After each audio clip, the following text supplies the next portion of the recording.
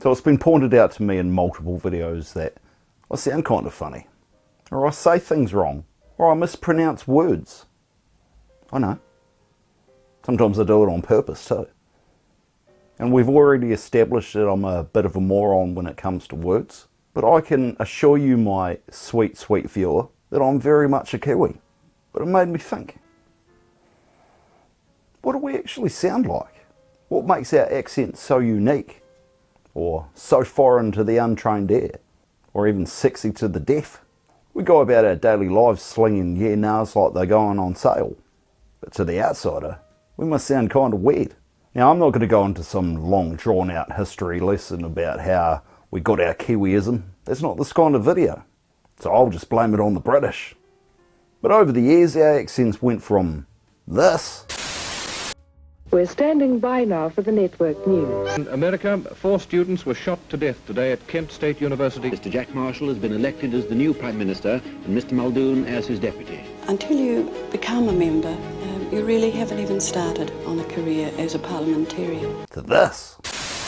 I have done more in relation to climate change as a minister than the entire government in the last 20 months has. And we could run through it in renewable energy.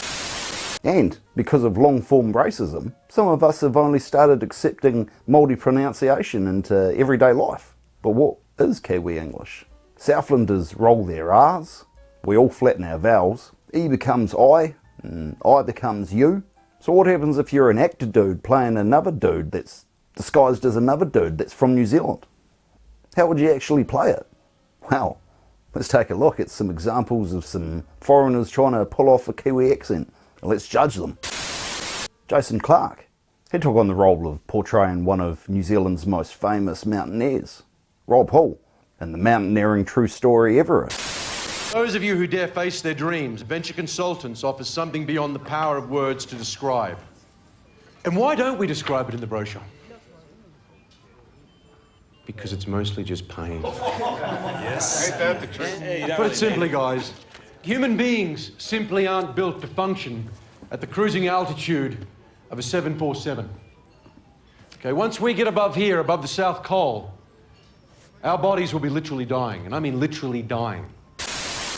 For his role, he used actual recordings of Hall to get his dialect and mannerisms right. And he didn't go overboard, he just kind of watered down his normal Australian accent and hoped that we'd kind of forget about it.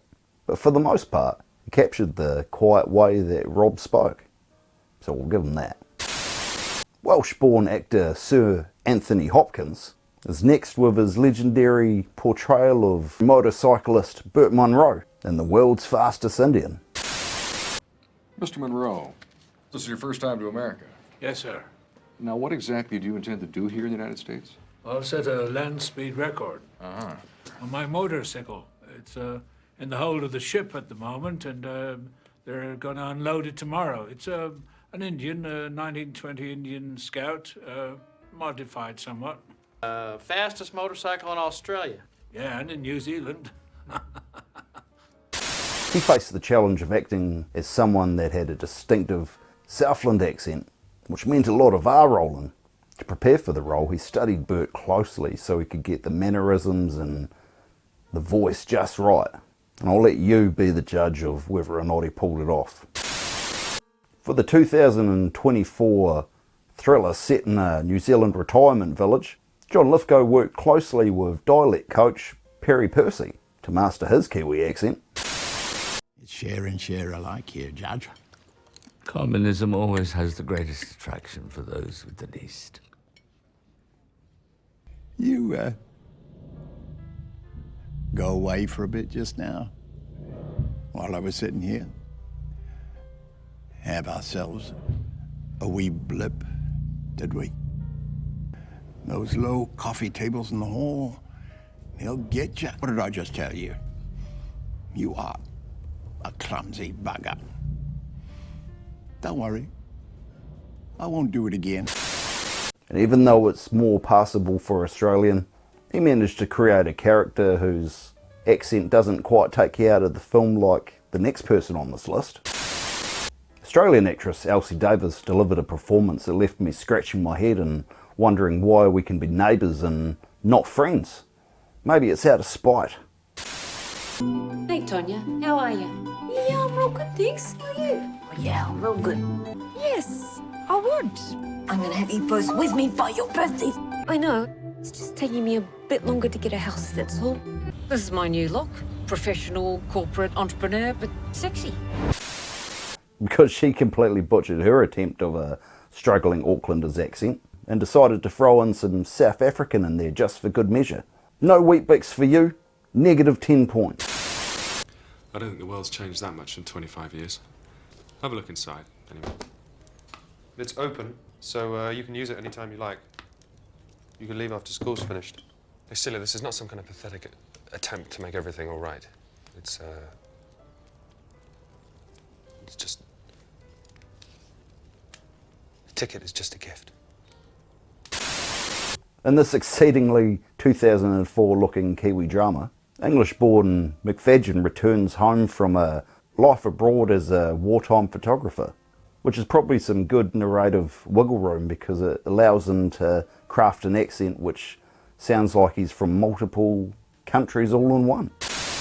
Keira Knightley. Luckily for Keira Knightley, playing New Zealander Jan Arnold was fairly easy, as she had the real life recordings from Jan herself from the 1996 tragedy. I'm thinking about you.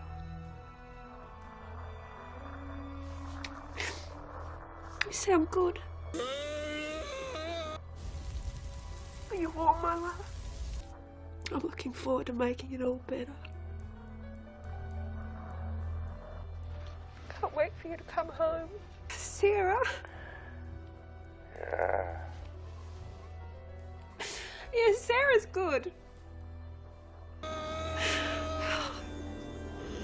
Don't say that. But her accent? Meh. But at least she's way better than the next person on this list. Bruce McGill.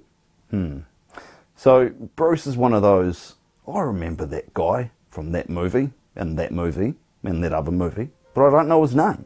He's played little roles in all kinds of movies throughout the years. But that really doesn't give him any excuse for whatever this accent is. Ingrid, you gorgeous creature. How are you? Hey, Robert. How are you? Oh, this is fantastic, incredible. Oh, meet Nick Robertson. Nick. My technical ace in the hole. I can't get over this setup. First-rate hotel, great lounge. What'd I tell you? Decent food, terrific views of the city. What more could you want from an enemy capital? This is much better than anything in Vietnam. Oh, yeah. I love Vietnam. I cried when that goddamn war ended. But at least he's not as bad as the last person on this list. Look, I like Steve Guttenberg movies. I'm not going to lie. Short Circuit was awesome. And Police Academy introduced me to saxophone shenanigans and titties. So I'm not going to shit all over his legacy. But whoever his dialect coach was in this movie and told him to use this accent should be publicly beaten and dragged through every New Zealand town so we can all have our say about how bad this was. Didn't expect to see you here today. I don't know your name. Lithgow. New Zealand. Could have rang for a bloody cab from any one of those booths we passed. Have you any whiskey? Haven't you got anything with a bit of hair on it? A bit of bite to it? Just the gin, please. A large glass, if you will. Spirits for the spirits. It's an old Mary custom. Some would say superstition. But it reminds me of ham. And a man needs a bit of ham in his pocket.